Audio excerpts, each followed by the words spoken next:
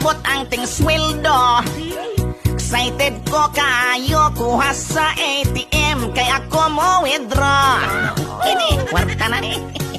Galing sa pagsumad ako. Ang ako ang sweldo, dilira pa igo sa mga utang ko. Patay. Grabe, dugay na kong trabaho. Pag abot sa sweldo, igorang mo labay sa mga palad ko.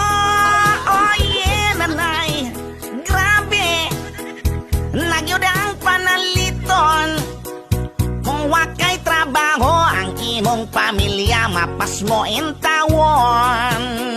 Oh, sige, saka ang panaliton. Kung doon